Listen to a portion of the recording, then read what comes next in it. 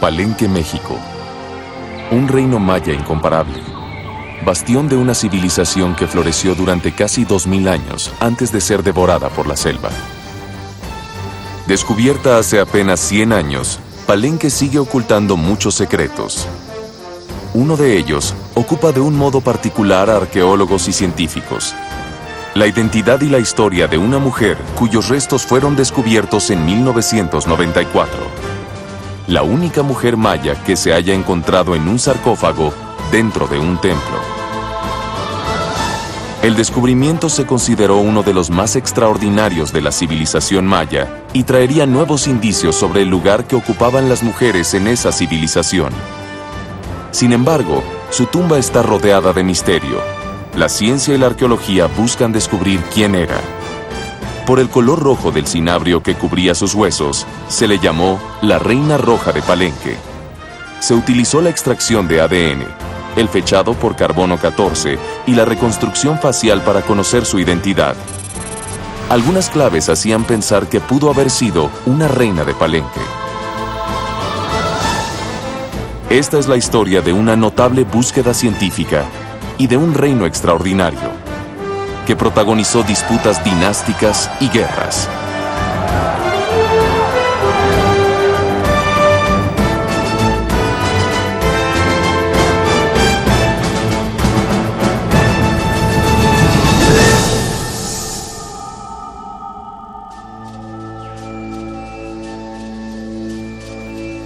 Desde 1994 fue llamada la Reina Roja de Palenque.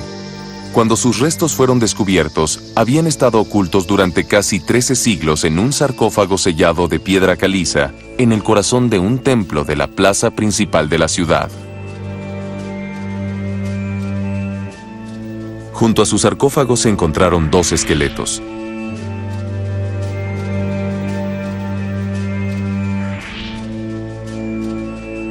Pero la apertura del sarcófago fue solo el comienzo de la historia.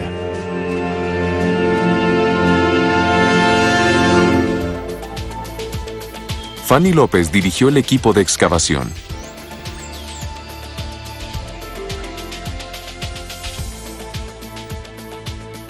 La importancia del descubrimiento radica en que es otra tumba de sarcófago, ¿no? Es la segunda tumba de sarcófago encontrada en Palenque y en Mesoamérica en general, ¿no? La importancia también radica en el hecho de que haya sido mujer.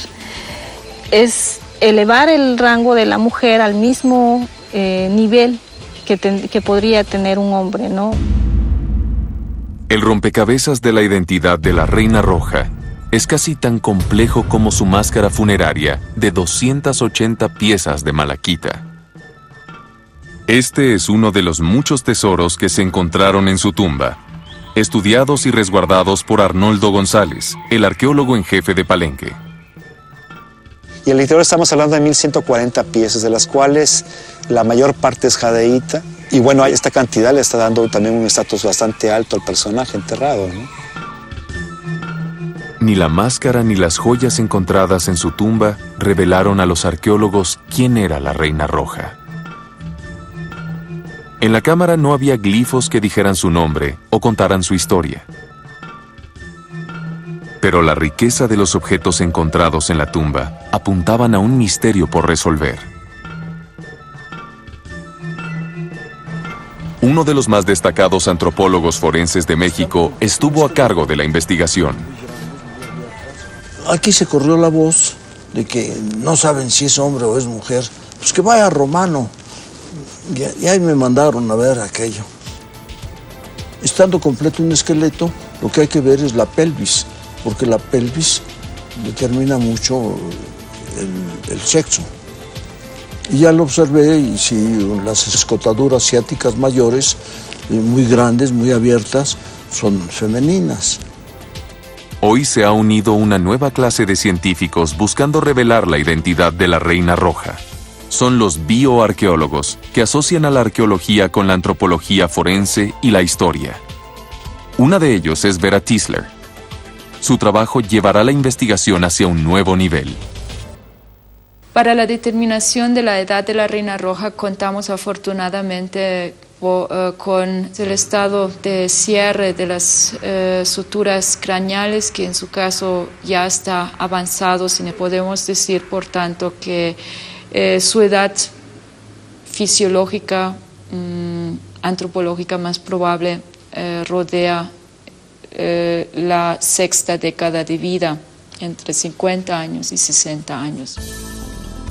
Vera incluyó a su colaborador Andrea Cucina, bioarqueólogo y patólogo forense.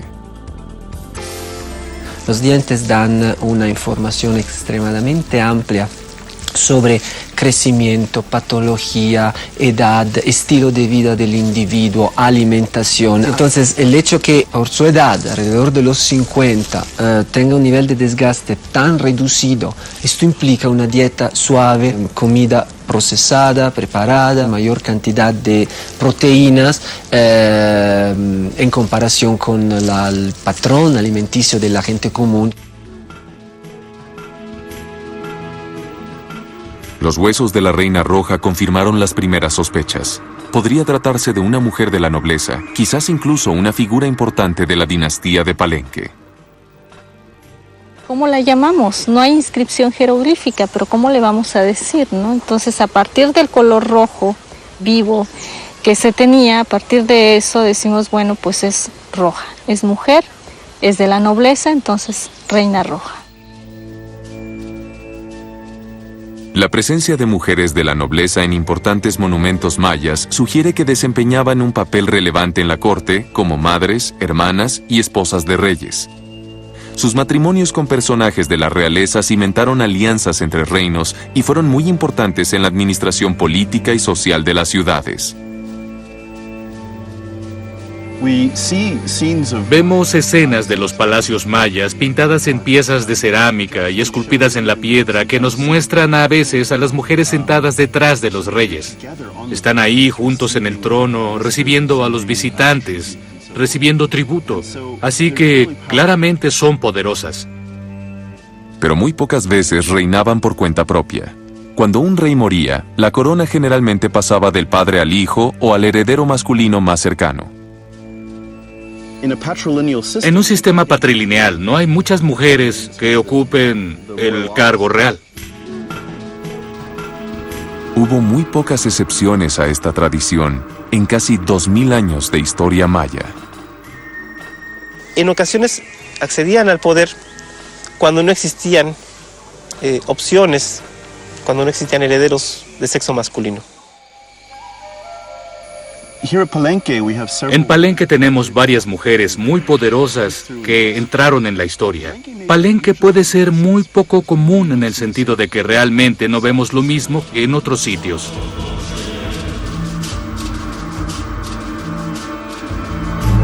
¿Es la Reina Roja una de estas mujeres?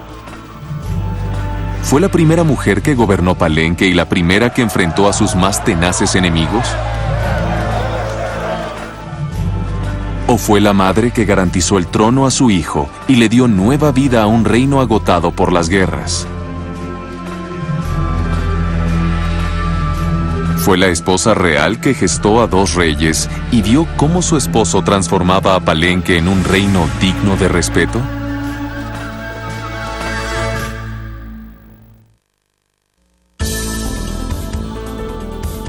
Desde su descubrimiento en 1994, la identidad de la Reina Roja sigue siendo un misterio.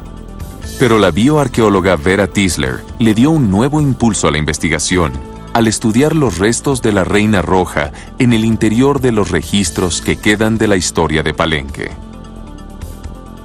Su referencia será un descubrimiento anterior: la tumba del más famoso de los reyes mayas. Pakal el Grande llegó al poder cuando se iniciaba una guerra devastadora y reinó por casi 70 años. No solamente hizo crecer la influencia de Palenque en la región, sino que también encargó algunos de los trabajos artísticos más notables de la civilización maya. Su sorprendente tumba, descubierta a principios de los años 50, reveló su estatus y poder, y sirvió como referencia a los arqueólogos en el examen de un nuevo hallazgo en la construcción adjunta a su templo.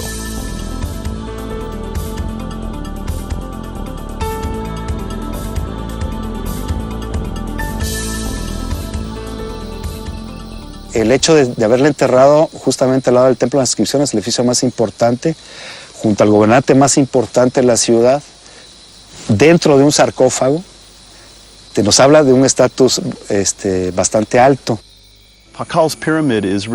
La pirámide de Pakal realmente es el punto focal del sitio. Lo mismo que esa asociación de la Reina Roja con esa pirámide. Ella es parte de esa ecuación, es parte del centro. Las similitudes son muy semejantes, aunque lo de la Reina Roja, vamos a decir, si vale el término, en chiquito comparado con lo de Pakal. Pero también Pakal estaba su féretro bien excavado en una pieza de roca y todo pintado de rojo, de cinabrio. El cinabrio que cubría a Pakal y a la Reina Roja es un polvo rojo metálico y tóxico.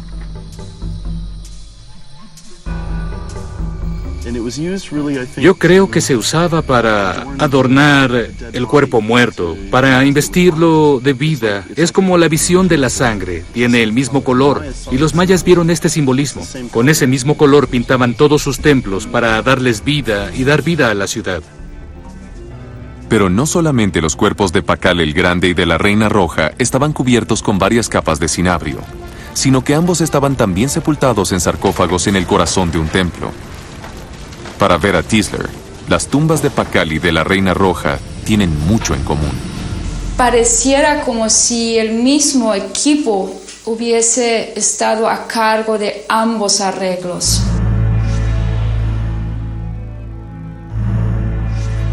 Las similitudes entre la sepultura de la Reina Roja y la de Pakal llevarán a Vera a uno de los principales laboratorios paleoarqueológicos en la Universidad de Lakehead, Canadá, donde las pruebas de ADN sobre sus huesos conducirán a establecer un parentesco.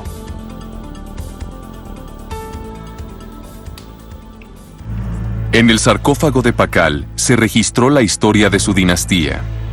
Ahí se sugiere quién sería la primera candidata potencial al trono de la Reina Roja.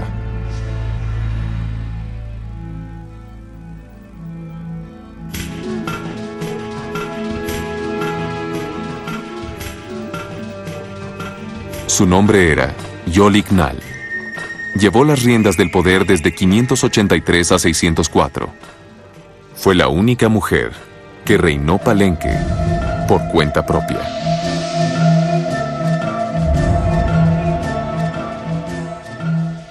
Ella fue representada 2 veces en el sarcófago de Pakal, aflorando con árboles frutales dentro de un concepto iconográfico de una imagen sacralizada de esta gran mujer de Palenque.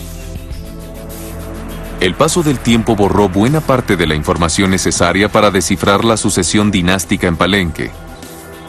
Pero se cree que era la hija del rey anterior, Can Balam I. Es indudable que la señora Yolik Nal pertenecía al linaje principal y se consideró que tenía todo el derecho para ejercer el poder dinástico.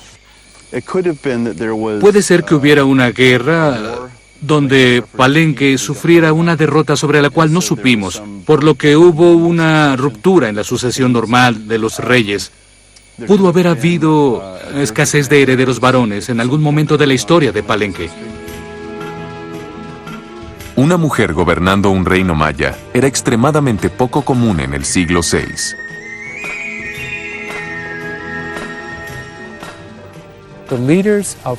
Los distintos líderes de su pueblo, los nobles, deben haber estado principalmente representados por hombres, así que su corte debe haber estado formada principalmente por hombres. Sus consejeros deben haber sido hombres y la consultaban, pero seguramente fue así porque ella lo hacía bien.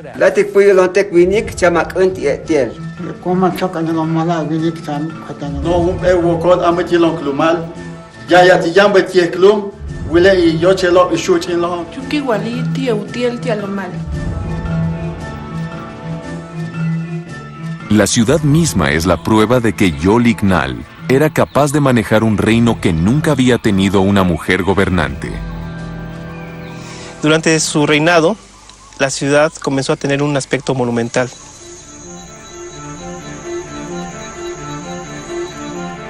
Se cree que el reino de Yoliknal era una pequeña aldea agrícola en el borde occidental del territorio maya.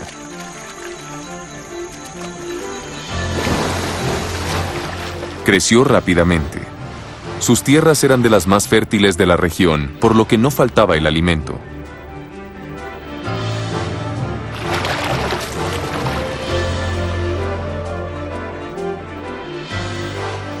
Palenque pronto se volvió el principal centro de influencia en un territorio de 40 kilómetros, residencia de 20,000 habitantes que pagaban tributo.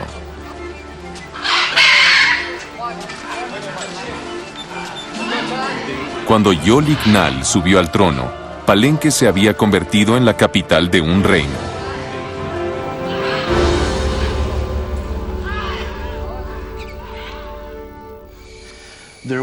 Había quizá 20 o 30 reinos mayas importantes, pero Palenque era uno de los más importantes. Y como todos los reinos mayas, Palenque probablemente tenía grandes matemáticos y astrónomos que organizaban complejos calendarios, utilizados para adivinar momentos auspiciosos de las principales actividades, desde la cosecha hasta la guerra. La prosperidad trajo tensión política con los demás poderes importantes de la región. La rivalidad por territorio, comercio y rutas de comunicación marcarán a la zona durante mucho tiempo.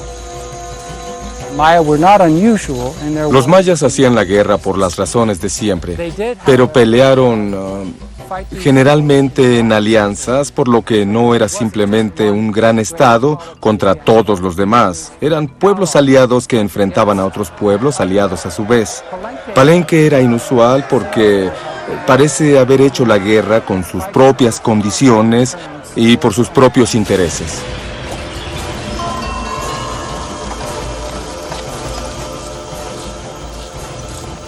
Generalmente se trataba de escuadrones cortos, porque los antiguos mayas no podían mover grandes contingentes en grandes distancias.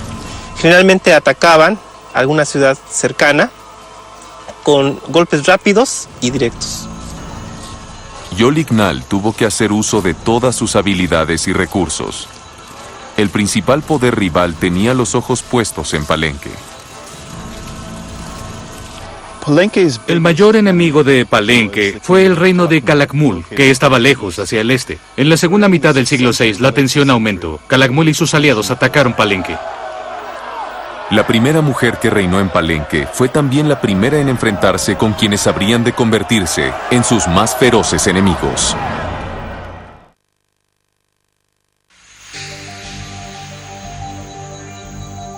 Todas las claves que se han reunido hasta hoy en las investigaciones sobre la Reina Roja apuntan a que tenía relación con Pakal el Grande, el mayor rey de Palenque. Yoliknal, representada de manera prominente en el registro de su historia dinástica, es la primera sospechosa. Fue la primera mujer gobernante de Palenque, pero su reinado, que duró de 583 a 604, no fue fácil. Paradójicamente, la primera mujer gobernante de Palenque también fue la que le tocó afrontar las mayores dificultades con los vecinos de la ciudad. Concretamente, de un grupo de ciudades, de sitios ubicados hacia el noreste y aliados con Calakmul. Alrededor de Calakmul y en la zona media de la región maya, la tierra no es tan fértil como aquí. Así que tenemos la creencia de que Calakmul se expandió hacia el oeste, hacia Palenque, para controlar algunos de esos recursos. Calakmul atacó en 603. Se volvió el mayor enemigo de Palenque.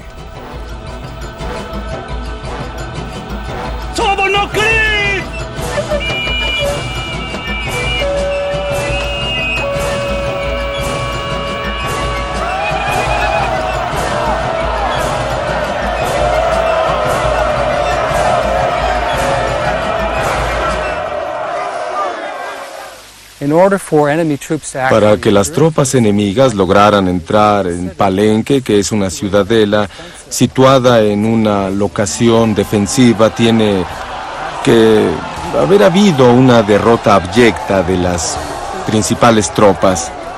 Y cuando las tropas enemigas entraron, seguramente iban dispuestas a profanar los santuarios de la ciudad para humillar a la familia reinante y tratar de sojuzgarla.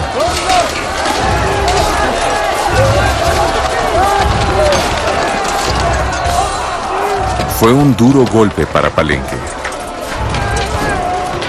pero esta vez logró sobrevivir.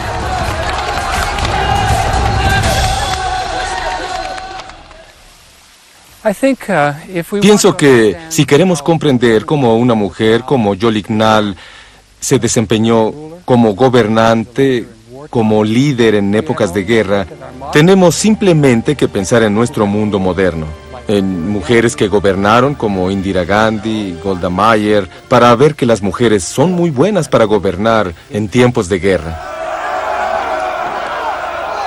En 604, un año después del ataque de Calakmul contra Palenque, muere Yolignal. Había gobernado durante 20 años un reino amenazado y lo dejó en un momento crítico de su historia.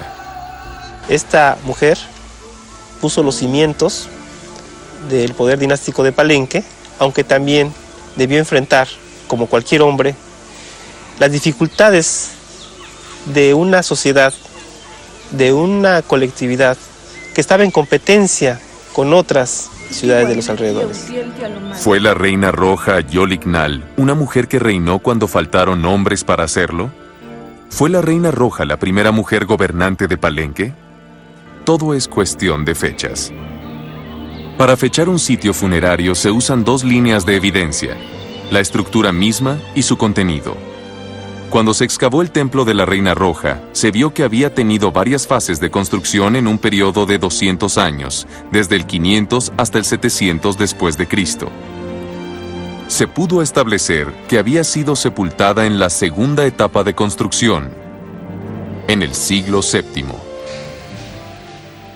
Los restos de cerámica hallados junto al sarcófago lo confirmaron.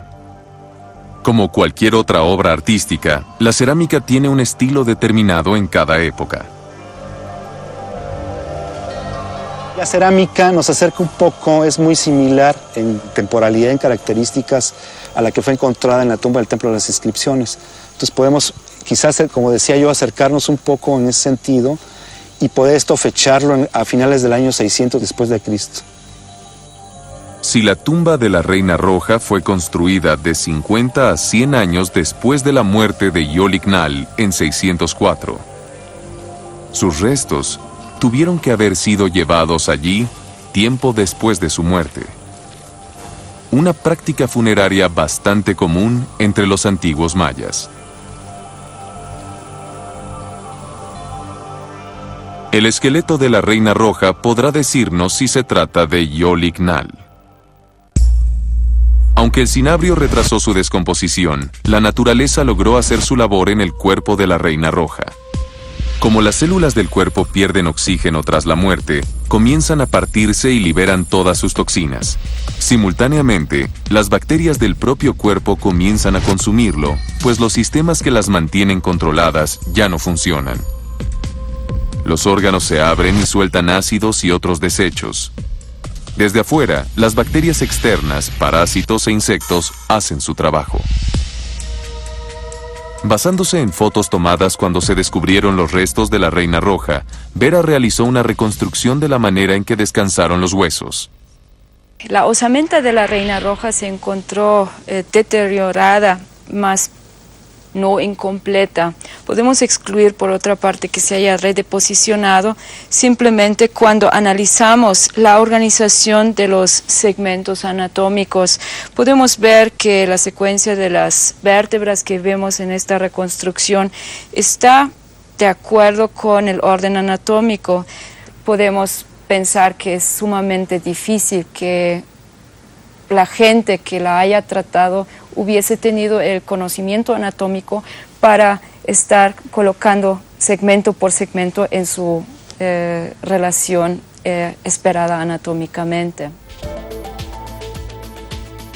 Aunque Vera mostró que los huesos de la Reina Roja no fueron movidos tras su entierro, se necesitan otros recursos científicos para determinar con certeza cuándo murió la Reina Roja. y comparar esta fecha con la de la muerte de Yolik Nal. Ella no murió sola. Un niño de entre 8 y 10 años y una mujer joven la acompañaron en la muerte. Sus cuerpos fueron encontrados a los lados de su sarcófago. A diferencia de la Reina Roja, no estaban cubiertos con cinabrio. Tras ser depositados cerca del sarcófago, los cuerpos solo fueron tocados por roedores y por el agua que llegaron a la cámara funeraria, pero no al sarcófago sellado. El agua saturada de minerales fosilizó los restos y los conservó por 1000 años en un estado casi perfecto para su estudio científico. La presencia de estos dos acompañantes nos marca una época, nos marca un momento en el tiempo y por tanto podemos utilizar sus restos óseos para evidenciar la antigüedad también de la Reina Roja. Esos huesos fueron enviados a un laboratorio de Miami para su fechado con carbono 14. Vera espera que los datos que se extraigan de ellos puedan servir para confirmar o refutar los hallazgos que sugieren que la Reina Roja fue enterrada alrededor del 700 después de Cristo. Recibimos 3 huesos para analizar. Uno era rojo brillante. Esto no es común, era una muestra única. Sabíamos que algo no estaba del todo bien con esa muestra, pero no teníamos pruebas de que estábamos ante un problema. La única forma que teníamos de saberlo era haciendo el fechado de carbono radiactivo y ver si había algún problema. La edad de la Reina Roja dio 2500 años antes de Cristo, y no coincidía con lo esperado.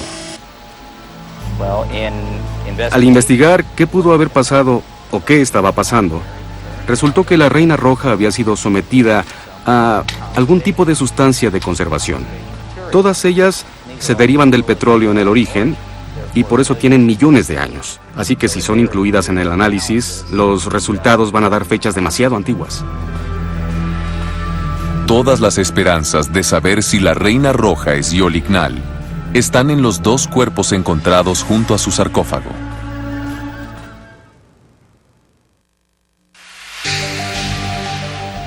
La búsqueda de la identidad de la Reina Roja sufrió un duro revés cuando fallaron los intentos de fechar sus huesos.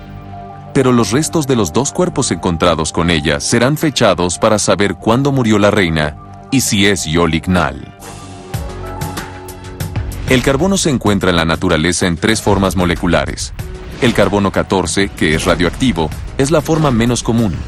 Cuando un ser vivo muere, deja de absorber carbono y el carbono 14 comienza a reducirse. Los científicos pueden saber a qué velocidad se reduce y así calcular la antigüedad de una muestra contando cuántos átomos de carbono 14 le quedan. Se trata de un cálculo aproximado, porque solo se puede determinar una franja de tiempo.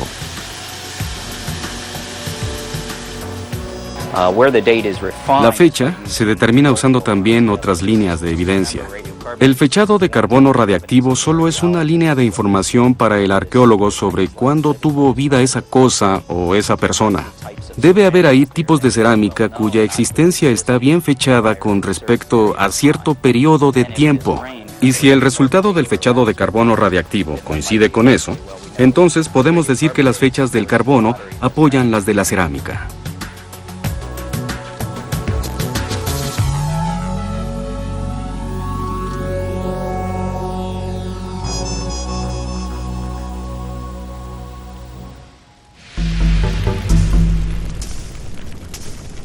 Cuando Vera obtenga el fechado de carbono 14 de los acompañantes de la Reina Roja, también sabrá a quién acompañaron a la muerte.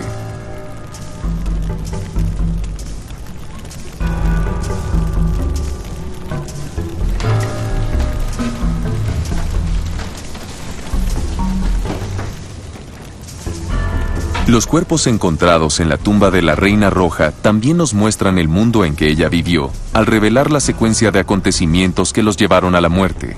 El entierro de la Reina Roja estuvo acompañado por sacrificios humanos. Lo mismo fue lo de Pacal. A la entrada de su tumba Allí estaba un montón de restos óseos, creo que de 5 o 6 personajes. Ser sacrificado junto con el que había sido gobernante, junto con quien había sido alguien importante dentro de la nobleza palencana, era un honor morir junto con ellos.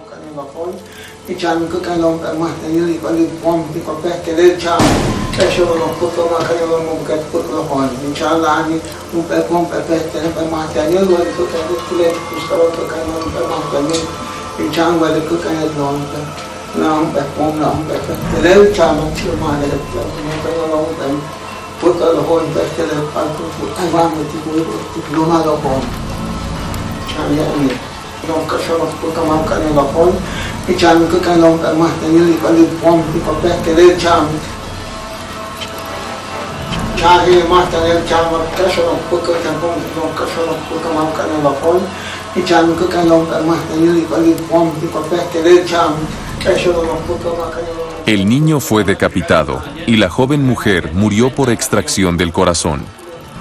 Contrariamente a lo que se cree, la extracción del corazón no se llevaba a cabo quebrando la caja torácica, sino que se llegaba a él por debajo de las costillas. Se abría el diafragma, el corazón era cortado y arrancado, y luego quemado como una ofrenda a los dioses. Los estudios de Vera revelaron que después de extraerle el corazón, la mujer había sido apuñalada varias veces. Se cree que esto tenía la finalidad de obtener más sangre para ofrecer a los dioses y facilitar el paso de la Reina Roja a la otra vida.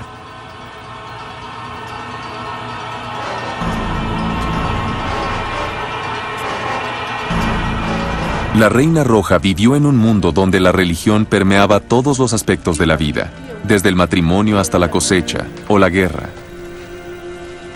Aunque la sangre era un elemento esencial en las creencias de los mayas, solo se derramaba en ocasiones especiales. Adoraban más de 160 dioses. Uno de los más importantes parece haber sido el dios del maíz, el dios maya de la creación. Los mayas pensaban que los dioses habían creado el cuerpo del hombre con maíz y su sangre con agua. Pero a cambio, los hombres debían darle sustento. Yo creo que los mayas practicaban el sacrificio ritual esporádicamente, es decir, que no era su costumbre matar a miles de personas, al menos no como lo hacían los aztecas. Para los mayas, el sacrificio de sangre representaba la continuidad de la vida y era esencial para la sobrevivencia, tanto de los dioses como de las personas. Enviaba energía humana a los dioses. La forma de enviarla era quemándola en braseros, generalmente, y así podían subir bajo la forma de humo ligero hacia las deidades. Ellos pensaban que las deidades podían oler, a través del olfato se alimentaban.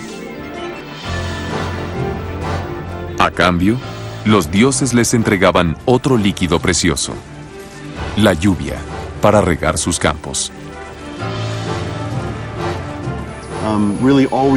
Todas las religiones incluyen algún tipo de sacrificio. El sacrificio es una ofrenda a los antepasados, al cosmos. Era como un contrato, una reciprocidad entre el mundo de los hombres y el de los dioses, el de las fuerzas de la naturaleza. Los mayas vertían sangre en todos los acontecimientos importantes de sus vidas. Y tras la muerte de Yolignal, muchas veces se derramó sangre en Palenque.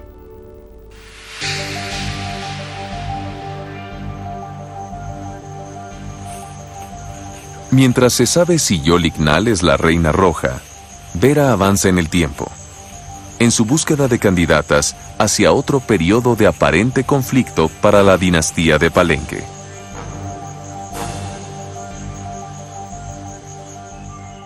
La señora Yolignal murió en el año 604 después de Cristo.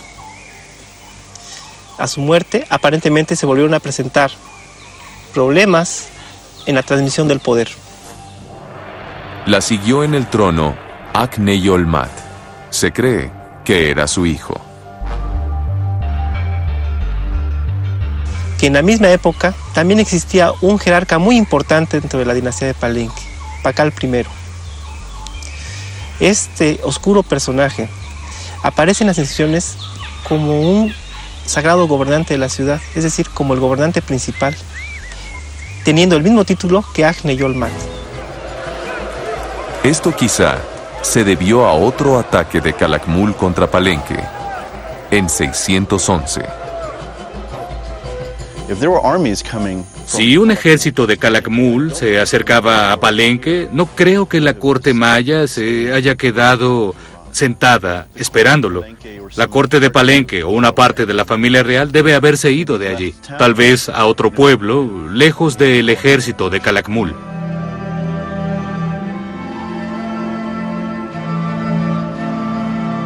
Es posible que la dinastía palencana se haya dividido y que una parte de la dinastía se haya asentado en Tortuguero, Tabasco. La otra sección debió haber regresado a la ciudad. Agne Yolmat y Anab Pakal I murieron el mismo año, en 612.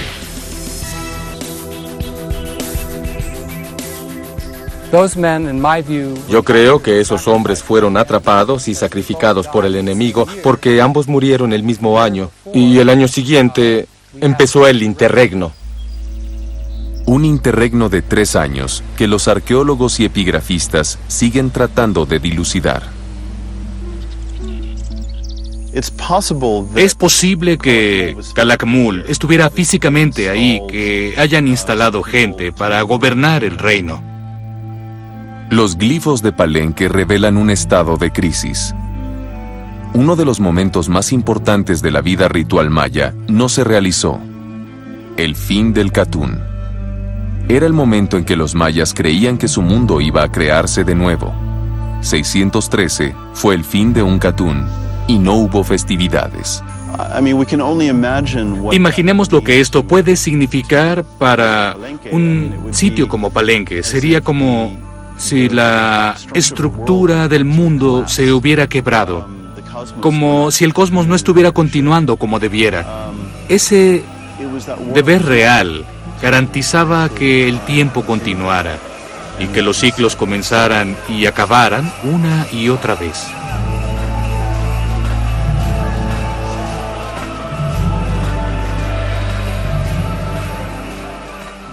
Un gobernante que no celebraba los finales de periodo realmente no tenía derecho a gobernar, o bien indica que se encontraba en graves problemas.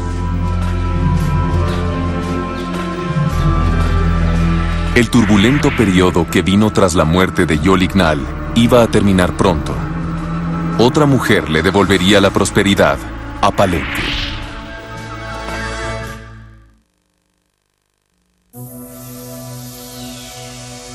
Mientras espera los resultados del carbono 14, Vera Tisler examina a otra posible candidata para el trono de la Reina Roja. Aunque no usó en verdad una corona, fue una de las mujeres más importantes de la dinastía de Palenque, Sac Cook.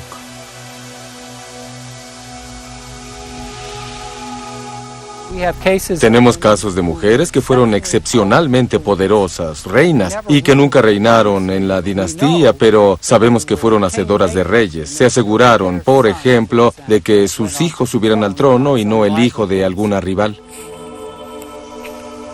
Sac Cook fue probablemente hija de Hanab Pakal I, uno de los 2 gobernantes que reinaron simultáneamente tras la muerte de Yolignal. Pero Sac Cook no entró en la historia de Palenque por sus progenitores. En 603, en pleno conflicto con Calakmul, nació de ella quien iba a ser el mayor rey de Palenque, Pakal II. Mientras criaba a su hijo, vio morir a su gente en el campo de batalla. Navegó en la confusión y la destrucción provocadas por los ataques de Calakmul. Fue testigo de una crisis dinástica y llevó a su hijo al poder al entregarle el trono. Después de casi 10 años de confusión, Palenque renacía.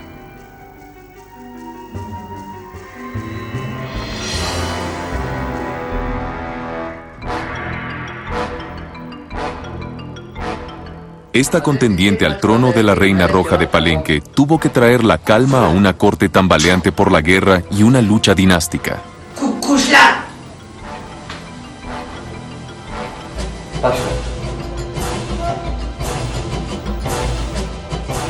Pero por alguna razón que desconocemos, ella fue impedida para tomar el trono y ejercer el poder directamente.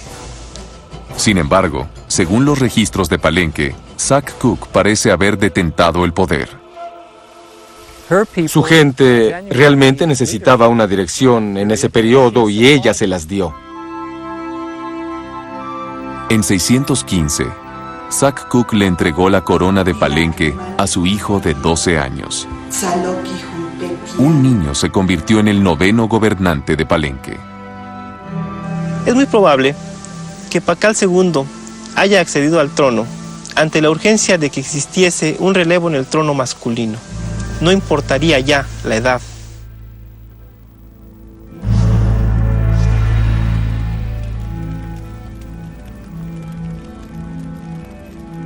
Las coronaciones en Palenque seguramente incluían un elaborado protocolo, como en la mayoría de los reinos mayas. Temprano esa mañana, Sac Cook debe haber vestido a su hijo de manera muy sencilla. Luego, frente a la corte reunida, ella le habría dado las insignias que investían su rango. Esto señalaba que un simple humano se transformaba en rey. En Palenque, se creía que Pakal II se había convertido en un ser divino que iba a interceder por su gente ante los dioses.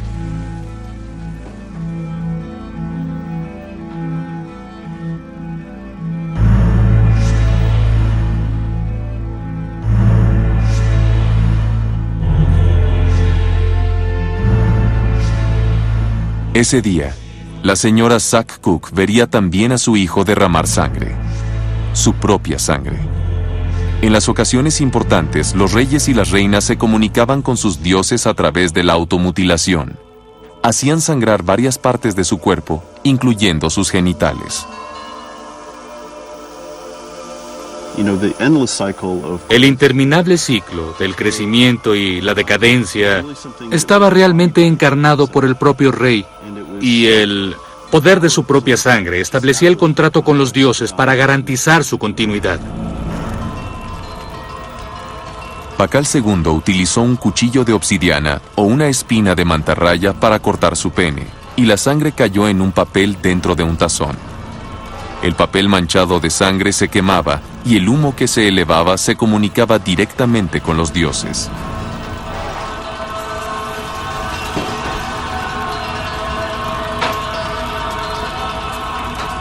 Estos sacrificios eran vistos por la comunidad, eran ceremonias públicas en las que los gobernantes ofrecían su sangre a las deidades e imponían un ejemplo para todos los demás, y veía en los grandes gobernantes el ejemplo a seguir para practicarlos.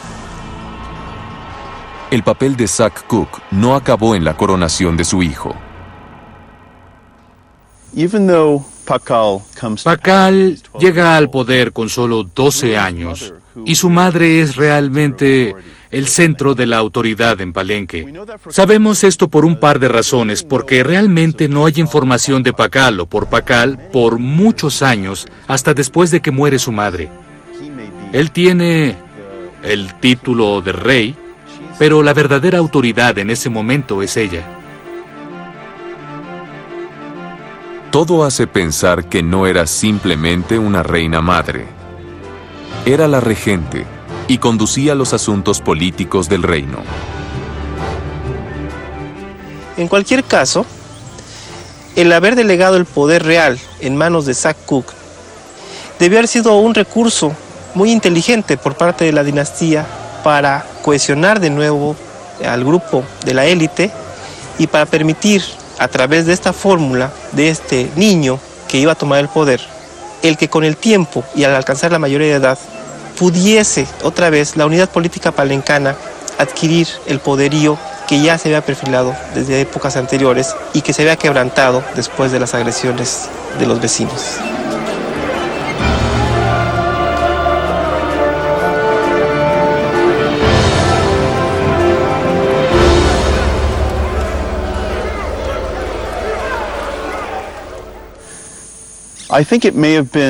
Debe haber sido difícil por ser un papel muy poco común, pero lo realizó durante mucho tiempo y por esta razón, al menos, a medida que pasaban los años, probablemente acabó sintiéndose muy cómoda en su función. A pesar de que Pakal mandó representar a sus padres en el sarcófago y les dio un papel muy importante, es incuestionable que a su madre le reconoció un mérito especial.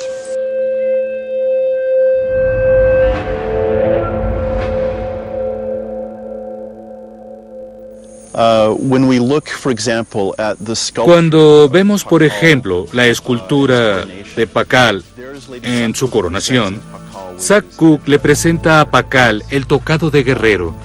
Es el símbolo por excelencia del gobierno para los siguientes reyes, porque los reyes que siguieron, sus hijos, sus nietos, fueron instalados en el mismo trono.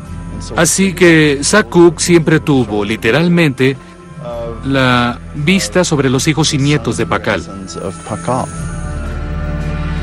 La ciencia del ADN pronto nos revelará si la Reina Roja era la madre del más importante rey de Palenque. La investigación sobre la Reina Roja tiene una segunda candidata bajo el microscopio, Zack Cook, reina regente y madre de Pakal el Grande. ¿Engendró la Reina Roja al más importante rey de Palenque? De los estudios de ADN que se están adelantando, que están progresando a una velocidad muy marcada, revolucionándose, podríamos tal vez a partir de las relaciones de parentesco tratar de ubicarla.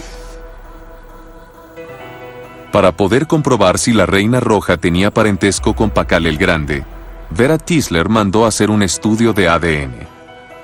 Pero el cinabrio, que conservó los restos de la Reina Roja, hace aún más difícil determinar su identidad. De hecho, el cinabrio se ha unido con el ADN de la Reina Roja. Se puede comparar este proceso con echar un puñado de arena a un algodón de azúcar. La arena se pegará al algodón, y si se echa suficiente y se mezcla, el algodón quedará destruido. Cuando el cinabrio se unió con las cadenas de ADN de la Reina Roja, las fragmentó. El largo del ADN es importante porque cuanto más largo es, más información se obtiene. Muchas veces el material antiguo está fragmentado, por lo que suele llevar más tiempo tener todos y cada uno de esos fragmentos para obtener la misma cantidad de información. En la Universidad de Lakehead en Thunder Bay, Canadá, se encuentra uno de los laboratorios paleoarqueológicos más avanzados del mundo. Allí se han realizado notables avances en la extracción de ADN antiguo. Los métodos se han vuelto más sensibles y más específicos, así que han mejorado mucho. Además, en la actualidad se han introducido nuevas y variadas técnicas de otras áreas de investigación. La química pura es un ejemplo de ello y debo reconocer que ha ayudado mucho a analizar el ADN. Para saber si Pakal II está emparentado con la Reina Roja, el equipo de Carney Matheson realizará una prueba del ADN de mitocondria. En todas las células humanas hay mitocondrias y estas tienen su propio ADN. Este ADN solo es transmitido por los genes de la madre, por lo que es el marcador ideal para determinar el parentesco. El ADN de mitocondria tiene sus desventajas, especialmente en el material antiguo deteriorado porque puede haber inducción de algún daño y eso puede provocar variaciones entre el ADN de las personas cuando puede ser simplemente un daño inducido por el proceso de muerte o deterioro. Así puede ocurrir que el estudio de ADN no pruebe un parentesco entre la Reina Roja y Pakal II. Además, las pruebas son complicadas y largas, pues deben ser repetidas para eliminar cualquier duda. Mientras espera los resultados, Vera Tisler se ocupa de otra mujer que pudo haber llevado la corona de la Reina Roja.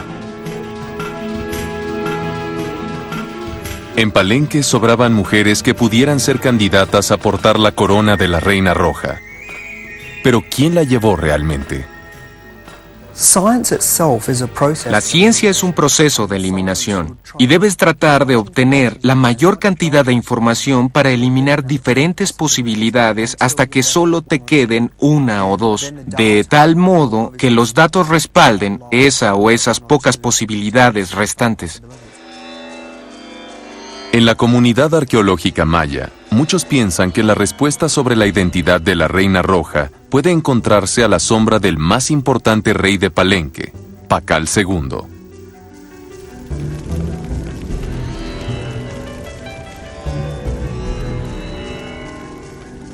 En 626, unos 10 años después de que su madre lo colocara en el trono, Pakal se casó con Sakbuahau. Ella es otra potencial reina roja. En la civilización maya, las esposas reales no solo se casaban jóvenes, sino que además eran frecuentemente hijas de dinastías extranjeras enviadas para forjar nuevas alianzas.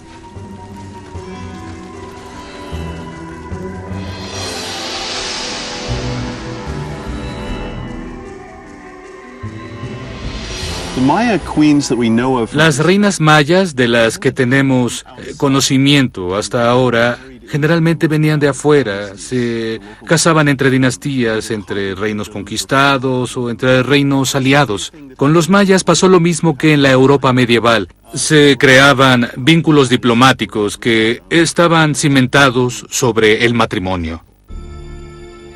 En el caso de Sakbuahau, es difícil identificar su origen.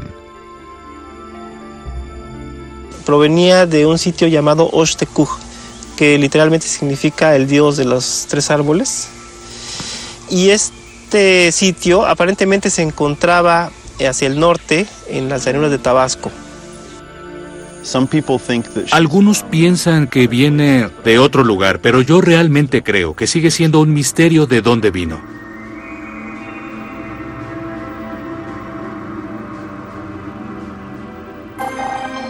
Vera Tisler encargó unas pruebas, cuyos resultados indicaron que la Reina Roja tampoco era de Palenque.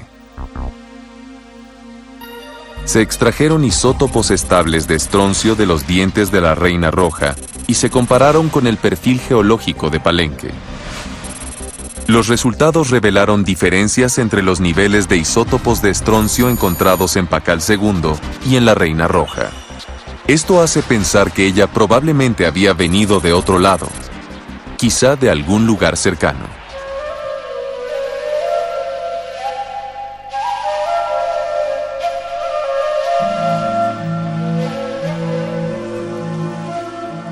Sin importar de dónde haya venido, es posible que el matrimonio de Sakbuahau fuera una unión política para consolidar más el reino y tener una descendencia que reforzaría los vínculos entre dinastías. Pero Sakbuahau, esposa de Pakal el Grande de Palenque, tardó 9 años en cumplir su deber real y dar herederos hombres para el trono de su esposo. La espera no debió haber sido fácil. Porque no bastaba con que tuviesen descendencia, si estas habrían de ser mujeres. Es muy probable que la señora Sakbuahau haya tenido presiones para tener hijos, incluso que se haya expuesto a fallecer en el caso de que fuesen demasiados los hijos que nacieran. No se tiene ningún registro de algún hijo en los primeros 9 años de su matrimonio, pero esto puede tener varias explicaciones. Como en cualquier otra sociedad preantibiótica tradicional, también la mortalidad infantil entre los mayas prehispánicos era bastante elevado cuando la comparamos con las poblaciones modernas.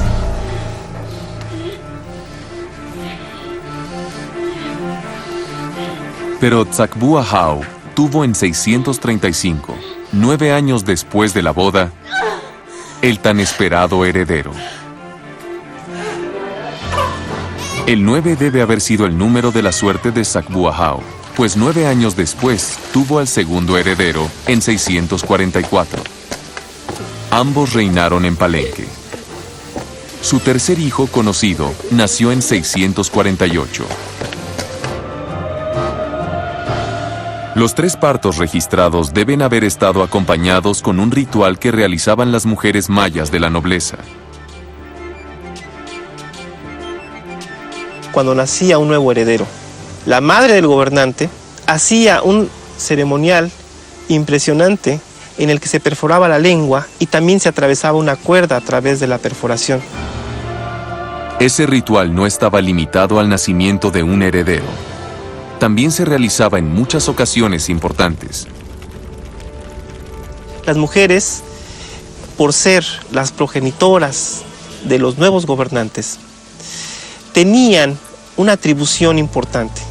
Se pensaba que su sangre de autosacrificio podía hacer que se manifestaran los antepasados. Es decir, ellas eran también un vehículo con el mundo sobrenatural y con las generaciones de gobernantes anteriores. Sakbu-Ahau pronto tuvo que perforar su lengua otra vez en 640, cuando la madre de Pakal muere, 25 años después de colocarlo en el trono. La búsqueda de la identidad de la Reina Roja ha pasado de la primera sospechosa, Yoliknal, para entrar al círculo más cercano al más grande rey de Palenque, Pakal el Grande. Las 2 mujeres más importantes en su vida son también candidatas al título de la Reina Roja, su esposa Sakbu-Ahau y su madre, Sak-Kuk, quien murió en 640.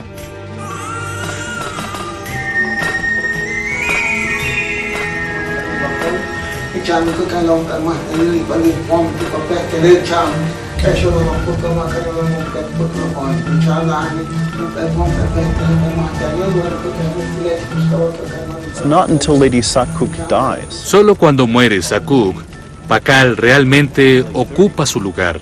Tiene cerca de 40 años y realmente en ese momento comienza a construir Palenque como lo conocemos hoy. El palacio, los grandes edificios del palacio son construidos en esos pocos años que siguen a la muerte de Sakuk. Pakal parece tener mucha energía contenida. Se aloca y construye todos esos edificios. Palenque toma su forma. El ambicioso proyecto de construcción de Pakal no solamente transformó su ciudad, también proclamó su poder.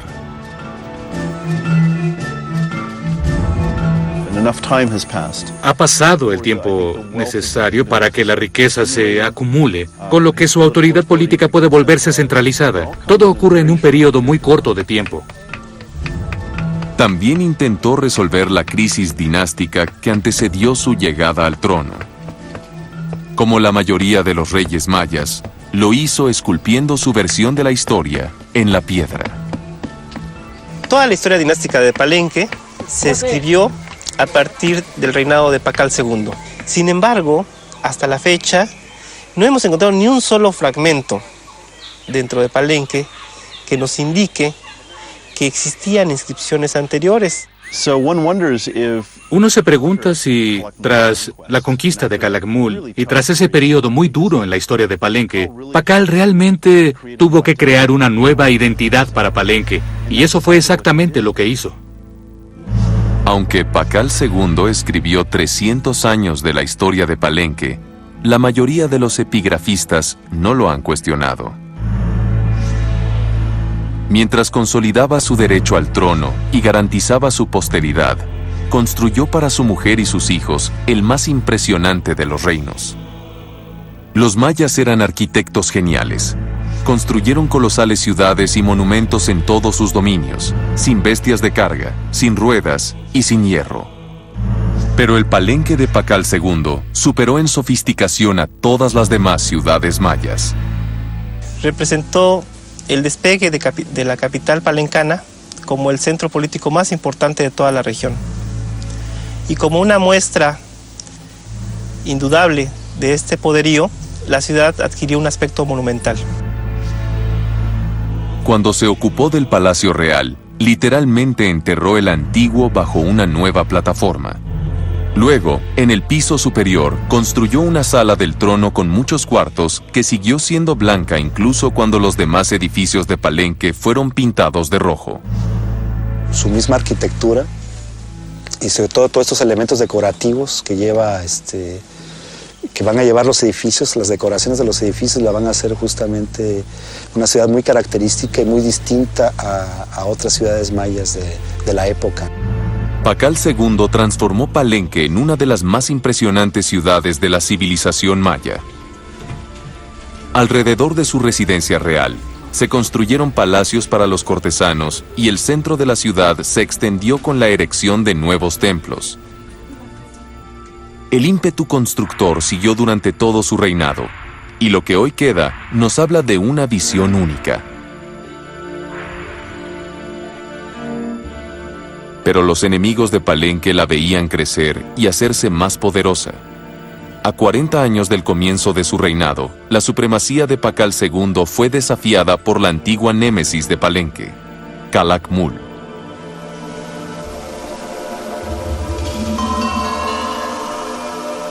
La guerra llegó en 654, cuando Calakmul atacó nuevamente. Fue una guerra por intermediarios, en la que los principales contrincantes pelearon utilizando a sus aliados. El conflicto abismó a toda la región. 5 años más tarde, en 659, Zagbu Ahau vio a su esposo prepararse para la venganza. Tenía razones para preocuparse. Los reyes mayas no enviaban a sus soldados solos a la guerra. Pakal II acompañó a los suyos al campo de batalla y peleó con ellos.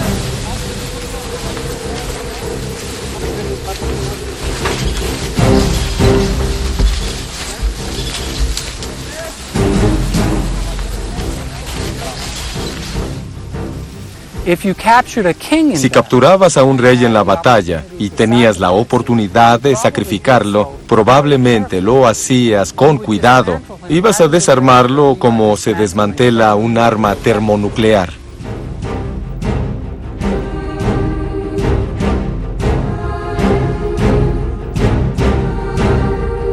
Las guerras mayas se realizaban en su mayoría cuando había acabado la cosecha y los campesinos se transformaban en soldados. La pelea era cuerpo a cuerpo. Los guerreros usaban lanzas de 2 metros de largo como máximo con las que herían a sus oponentes. A veces, las puntas tenían bordes dentados que provocaban heridas como de sierra. También usaban hachas, garrotes y a veces espadas de pedernal o de obsidiana. Cuando no se podían acercar al enemigo, los soldados mayas usaban el atlatl, una especie de catapulta pequeña muy precisa que lanzaba flechas. Cuando el ejército iba a la guerra, las efigies de los dioses de Palenque los acompañaban. Pero también eran botín de guerra y podían ser capturadas y destruidas por el bando victorioso.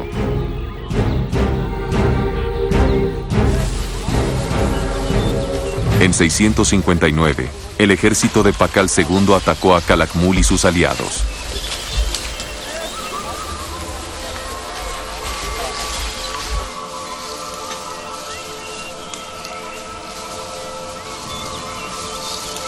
El primero impuso su dominio sobre Santa Elena, un reino codiciado por Calakmul, situado a 95 kilómetros al este de Palenque.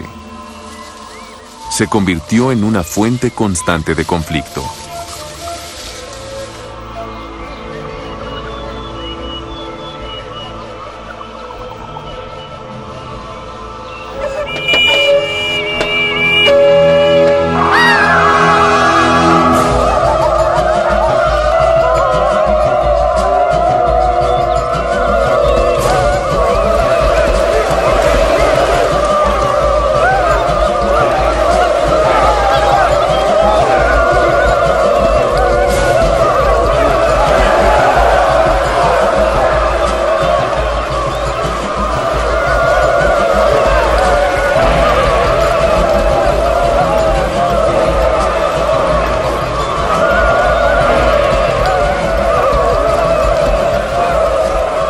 En los 4 años que siguieron, Palenque hizo una y otra vez la guerra para saciar su ansia de supremacía y combatir las ambiciones de sus enemigos. Consolidó su influencia en la región, derrotando o sometiendo al menos a 2 reinos vecinos y capturando a los señores que podían haber ayudado a Calakmul a dominar la región.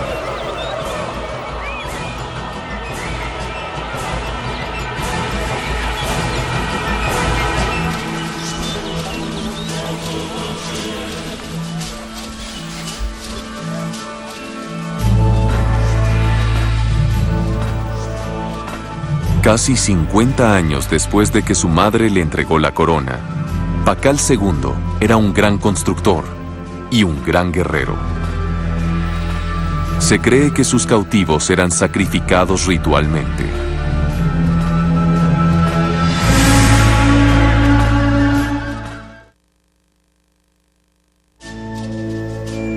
Desde su descubrimiento en 1994, las claves sobre la identidad de la Reina Roja llevaron de manera consecuente hacia Pakal el Grande, el más famoso rey maya.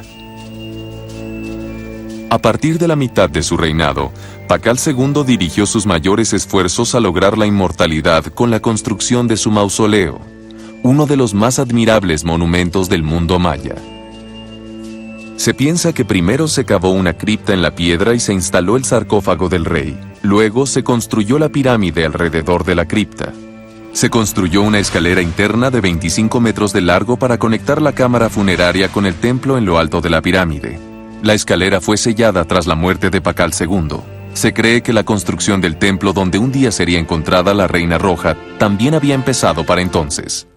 Pakal es un gran constructor y yo pienso que corresponde a esas mismas etapas donde se construye este edificio, donde es enterrada la Reina Roja. Creo que la ubicación de la tumba de la Reina Roja en el edificio vecino a la pirámide funeraria de Pakal es el indicio más importante para identificarla. Realmente es una clara señal de la que debe haber sido alguien con un vínculo cercano con Pakal.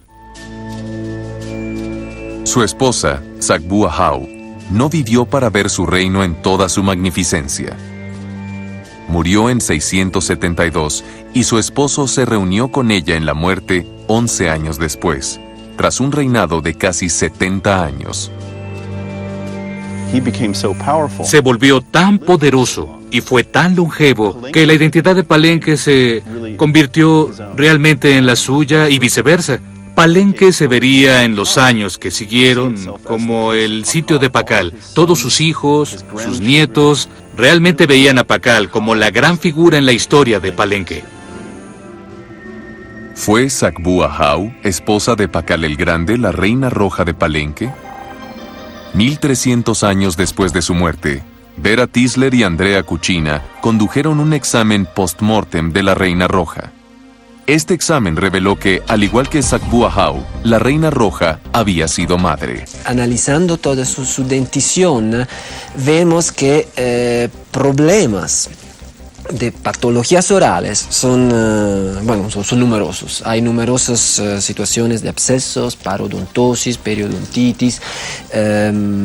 Cuando hay fenómenos de embarazo, parto, el nivel de estrógeno disminuye el flujo salivar y disminuye entonces cuantitativamente y también cualitativamente. Se baja un poco el pH y el pH entonces aumenta la acidez de la boca y esto favorece la actividad bacteriana en los fenómenos de inflamación y de formación de caries.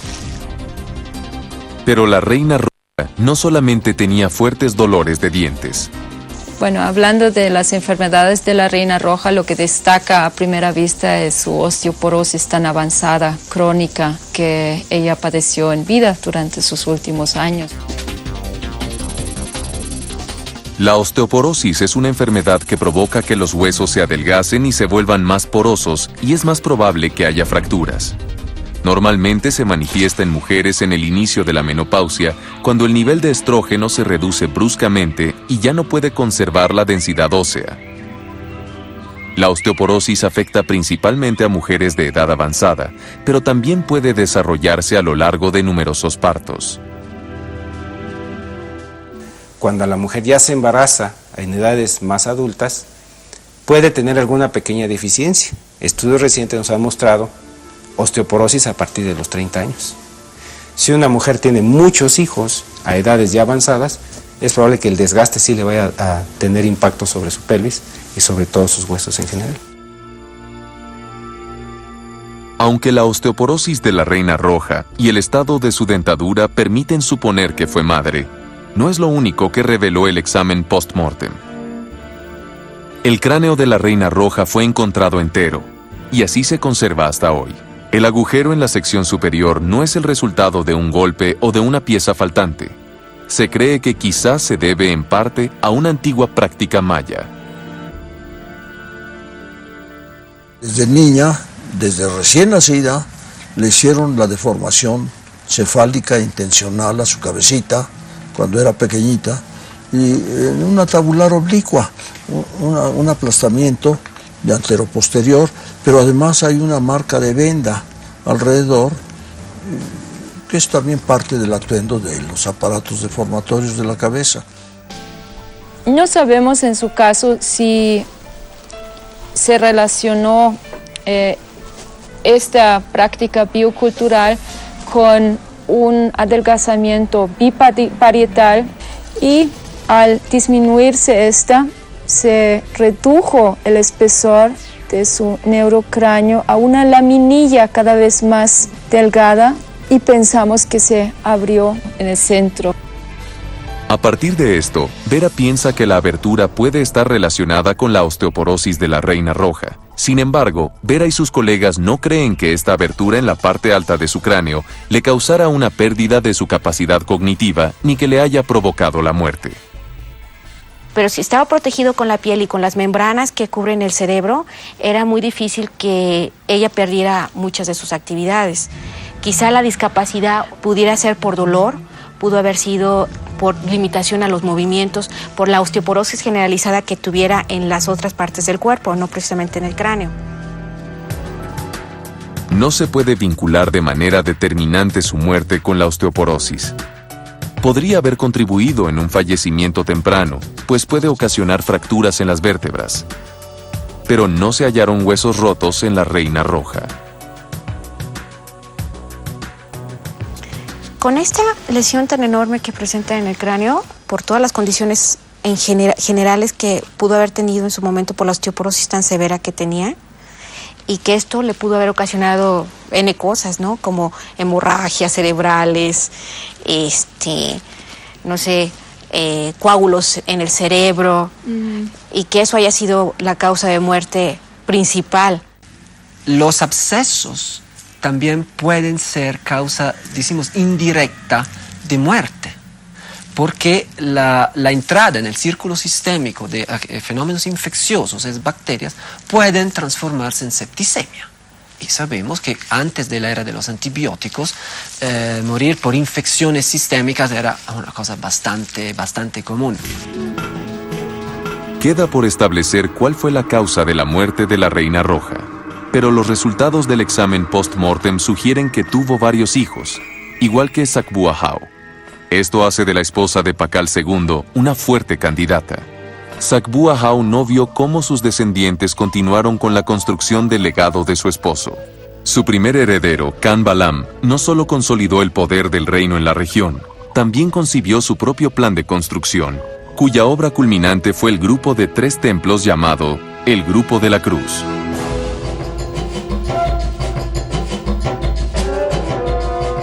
Khan Balam pasó a la historia de Palenque como el verdadero sucesor de su padre, gran constructor y hábil político. Se volvió un notable general al derrotar al nuevo enemigo de Palenque, Tonina, y porque se cree que capturó a su rey.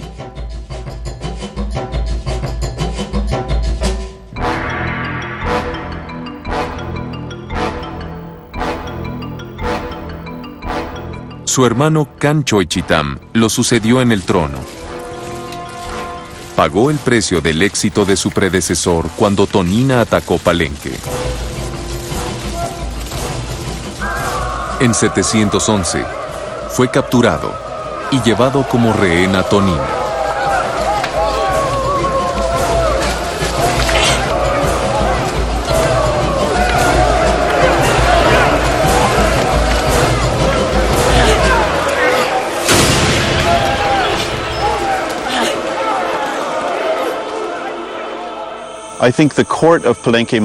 Pienso que la corte de Palenque debe haber estado tambaleante. Pero debe haberse organizado una administración, porque Tonina seguramente debe haber exigido un tributo de Palenque, así que no les interesaba desorganizar completamente a la corte. Debían querer aprovecharse de Palenque. Aquí en Palenque probablemente deben haber estado haciendo todo lo posible por garantizar el regreso de Canchoychitam, porque sabemos que existía esa posibilidad para los reyes mayas cuando los capturaban para ser devueltos. Mach Haselik. Canchoychitam regresó del cautiverio, pero su reino terminó poco después. El trono recayó en su sobrino, Akal Monab, quien devolvió la estabilidad a Palenque, pero esta no duró mucho tiempo. Apenas 50 años después, la caída de Palenque se consumó, como la de buena parte del resto de la civilización maya clásica. El matrimonio de Sacbú Ahau con Pakal II produjo 3 reyes que transformaron Palenque.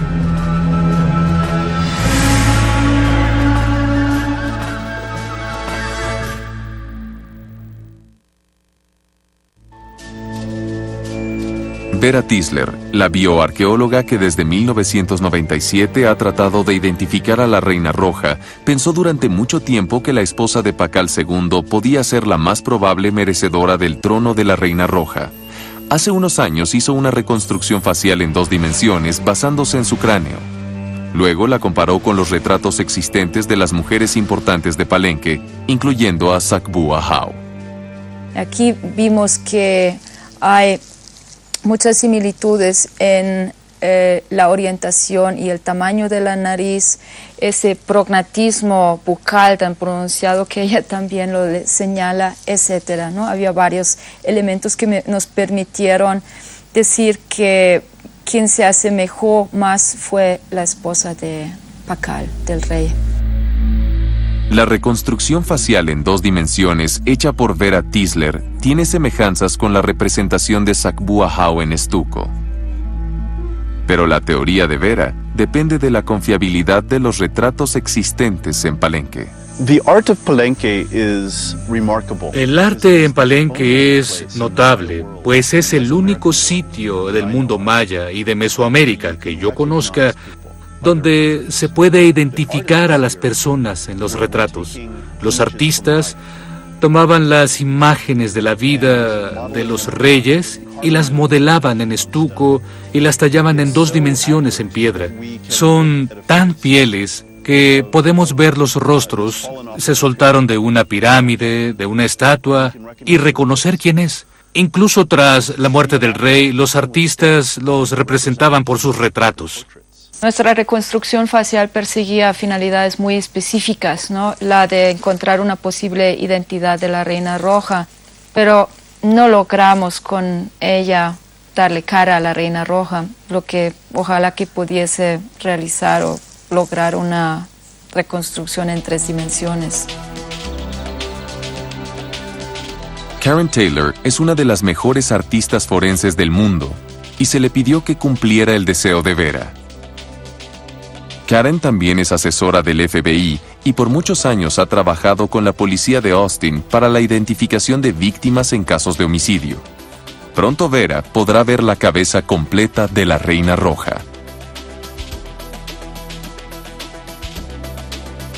Como el cráneo original es demasiado frágil para ser manipulado durante la reconstrucción facial, fue necesario escanearlo para que una compañía especializada realizara una réplica en resina, que se mandó al taller de Karen en Texas.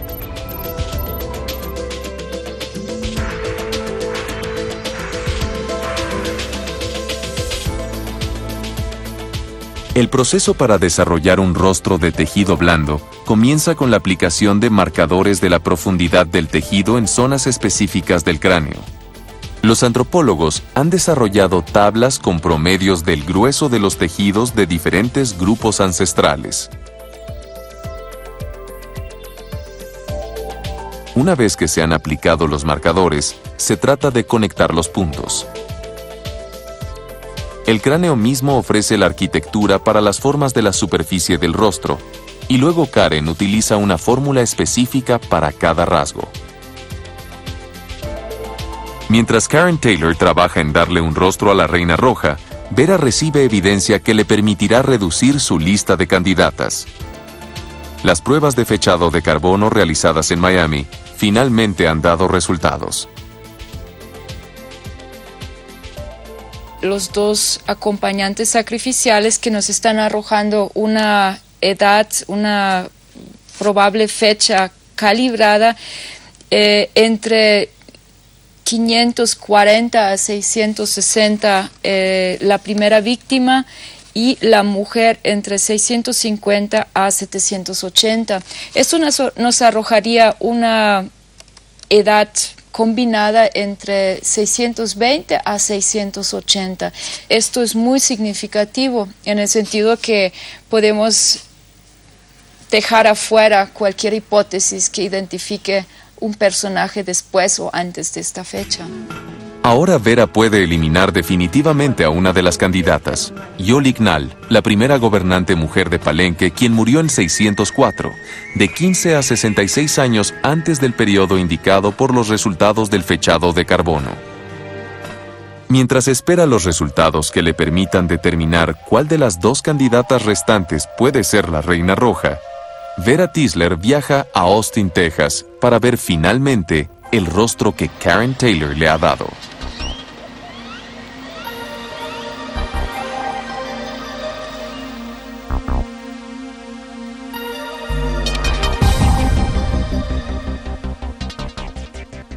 Wow.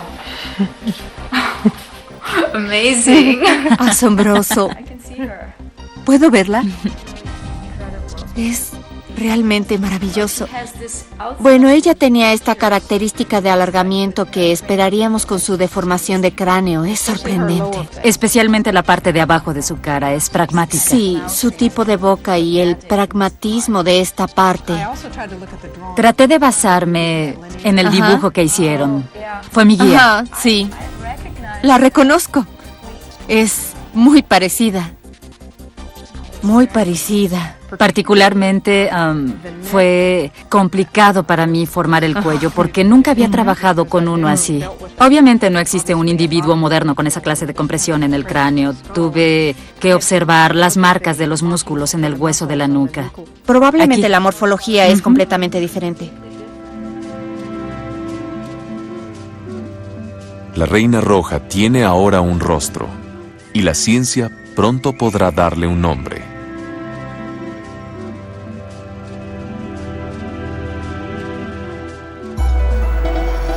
Tomó 2 años e incontables intentos de extracción, pero finalmente Carney Matheson y su equipo han logrado comparar el ADN de la Reina Roja con el de Pakal II.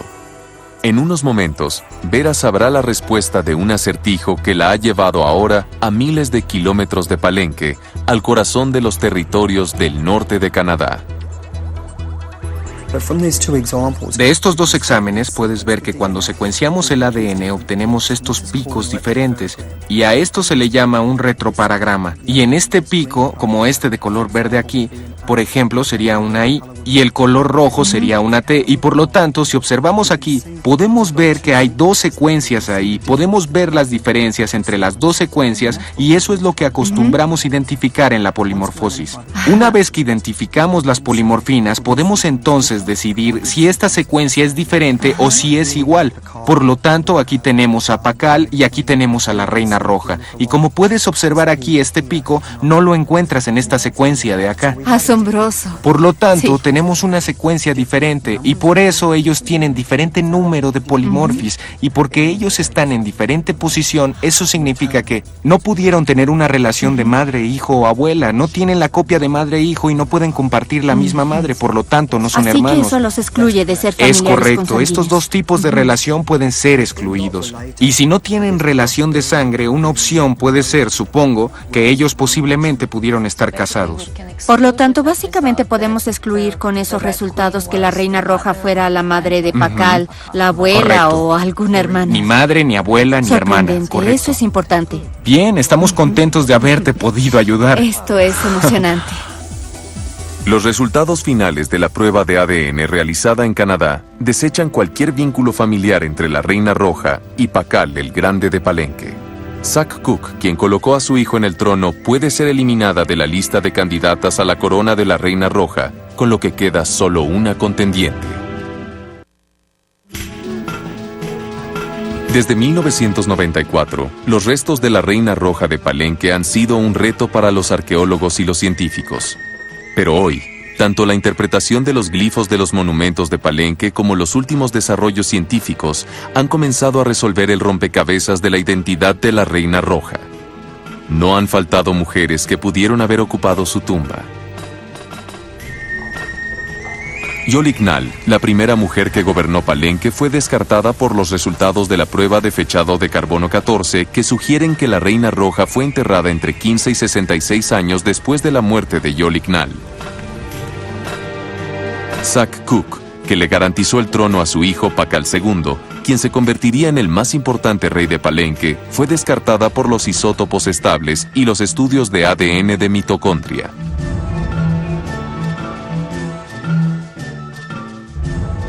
Sakbua Hau, la esposa de Pakal II y madre de sus 3 hijos, 2 de los cuales se sentaron en el trono, es la única candidata que queda.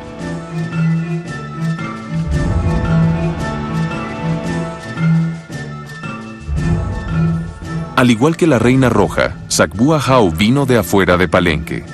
Si los epigrafistas están en lo correcto y se casó en 626, debía de estar en la adolescencia, época aceptada por los antiguos mayas para los matrimonios. Nacieron luego 3 hijos en un periodo de 22 años y tuvo el último a los 37 años. Esto pudo haberle provocado osteoporosis. Cuando murió, en 672, debe haber tenido casi 60 años, lo cual es consecuente con la edad estimada de muerte de la Reina Roja.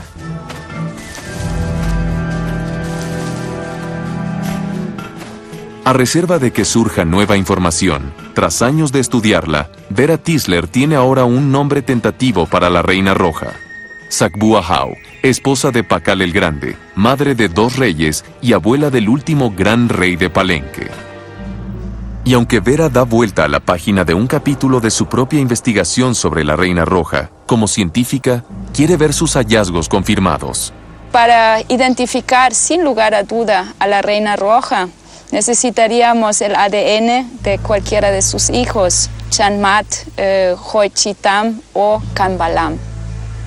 Esperamos que con los avances en las exploraciones arqueológicas y la identificación de los personajes enterrados podamos pronto tener algún indicio que nos lleve a la identidad de la Reina Roja. Desgraciadamente, esos restos, como gran parte del pasado glorioso de Palenque, aún no se han encontrado. Solo entonces Vera Tisler llegará de verdad al final de su búsqueda.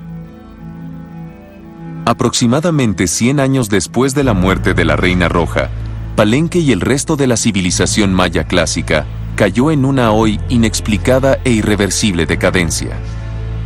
Un desastre ecológico, aunado a las guerras y las luchas dinásticas, fueron culpados del éxodo de las grandes ciudades mayas. Palenque fue probablemente abandonada a comienzos del siglo IX, cuando se detienen todos los registros sobre construcciones y dinastías, y cuando la selva trató de borrar la identidad de la Reina Roja.